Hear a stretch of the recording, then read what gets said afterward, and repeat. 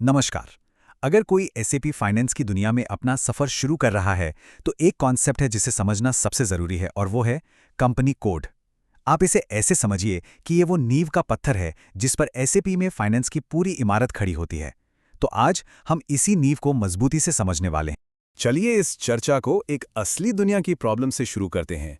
जरा सोचिए कि एक बहुत बड़ी ग्लोबल कंपनी है जो अमेरिका, जर्मनी और जापान सब जगह काम करती है। अब हर देश के अपने टैक्स कानून हैं, अपने नियम हैं, तो कंपनी ये कैसे सुनिश्चित करे कि उसकी सारी फाइनेंशियल रिपोर्टिंग हर देश में कानूनी तौर पर एकदम सही हो? यही वो सवाल है जिसका जवाब हमें एसएपी में मिलता है। और इसका जवाब एक बहुत ही बेसिक लेकिन उतना ही पावरफुल बिल्डिंग ब्लॉक में छिपा हुआ है। और वो बिल्डिंग ब्लॉक और कुछ नहीं बल्कि एसएपी कंपनी कोड है। सही मायनों में ये एसएपी फाइनेंस का पहला पार्ट है। तो चलिए अब इसमें और गहराई से उतरते हैं और समझते हैं कि आखिर ये है क्या और ये इतना ज़रूरी क्यों है। तो अगर हम बिल्कुल किताबी परिभाषा की बात करें तो कंपनी कोड एक स्वतंत्र अकाउंटिंग एंटिटी है।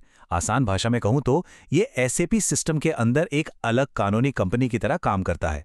ये वो सबसे छोटी ऑर्गेनाइजेशनल यूनिट है जिसके लिए एक पूरी कानूनी तौर पर मान्य बैलेंस शीट और प्रॉफिट एंड लॉस स्टेटमेंट बनाया जा सकता है। सारा हिसाब किताब यहीं से शुरू होता है। तो इससे होता क्या है? जैसा कि हम देख सकते हैं, एक कंपनी कोड हमें लीगली रिक्वायर्ड बैलेंस शीट और एक पूरा पीएनएल स्टेटमेंट बनाने की ताकत देता है।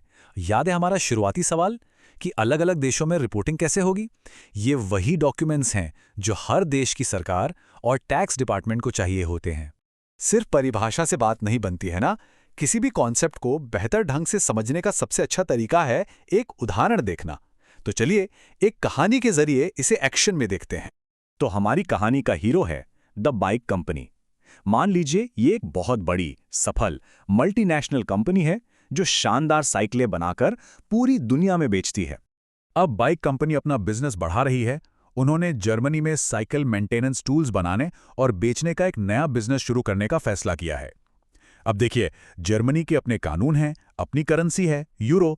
जाहिर है उन्हें इस नए बिजनेस का सारा हिसाब किताब अपने बाकी के ग्लोबल ऑपरेशन से बिल्कुल अलग रखना होगा। तो अब प्रोजेक्ट टीम के सामने सबसे बड़ा सवाल यही है, वे इस नए जर्मन बिजनेस को अपने मौजूदा एसईपी सिस्टम में एक अलग कानूनी और फाइनेंशियल एंटिटी की तरह कैसे मैनेज कर सकते हैं ताकि सब कुछ व्यवस्थित रहे और कानून का पालन भी हो। और इसका जवाब बिल्कुल सीधा और साफ है। उन्हें एक नया डेडिकेटेड एसएपी कंपनी कोड बनाना होगा। ये नया कोड सिर्फ और सिर्फ उनके जर्मन बिजनेस के लिए होगा जो उसे बाकी कंपनी से एक अलग कानूनी पहचान देगा। ठीक है, तो अब हम ये समझ गए हैं कि कंपनी कोड क्यों चाहिए। अब एक एसएपी कंसल्टेंट की तरह सोचते हैं और फोकस करते हैं कैसे पर। एक नया कंपनी कोड बनाने के लिए सिस्टम को क्या-क्या जानकारी देनी पड़ती है? ये पूरा प्रोसेस मोटे तौर पर 3 आसान स्टेप्स में बांटा जा सकता है। पहला, बेसिक डेटा डिफाइन करना। दूसरा, एड्रेस की जानकारी डालना। और तीसरा, कुछ जरूरी ग्लोबल पैरामीटर्स सेट करना। चलिए पहले स्टेप को देखते हैं। यहाँ 2 चीजें सबसे अहम हैं।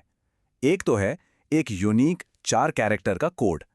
एक प्रो टिप देता हूं, कंपनियां अक्सर इसे देश के कोड से शुरू करती हैं, जैसे जर्मनी के लिए DE01।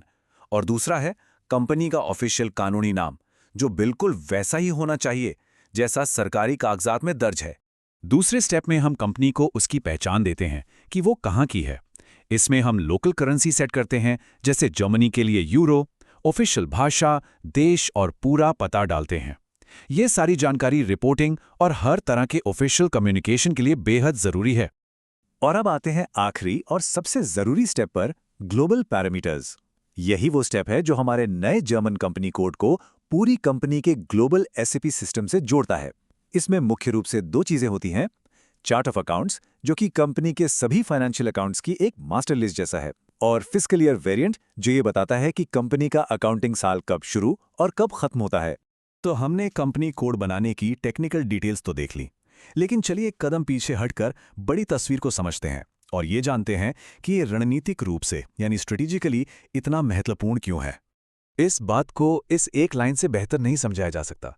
एक कंपनी कोड सिस्टम में सिर्फ कुछ जानकारी डालना नहीं है, ये एसएपी के अंदर उस बिजनेस की फाइनेंशियल और लीगल रीढ़ की हड्डी है। सब कुछ इसी पर टिका होता है। तो आज की इस पूरी चर्चा से 3 बातें हैं जो हमेशा याद रखनी है। पहली, एक कानूनी कंपनी तो एक एसएपी कंपनी कोड, ये नियम है। दूसरी, यही कोड एक्सटर्नल रिपोर्टिंग और कानूनी तौर पर काम करने की बुनियाद है। और तीसरी बात, इसे एक बड़े कंट्रोलिंग एरिया से जोड़ा जा सकता है, जो कि बस एक तरीका है जिससे कंपनी अपने अंदरूनी खर्चों पर नजर रखती है। इस पर हम कभी और बात करेंगे। और अब मैं इस सेशन को एक सवाल के साथ खत्म करना चाहूंगा। अगर कंपनी कोड एक घर की नींव है, तो फिर इस फाइनेंशियल घर को बनाने वाले दूसरे बिल्डिंग ब्लॉक्स, मतलब दीवारें, छत, ये सब क्या है? ये आगे सीखने के लिए एक बेहतरीन सवाल है।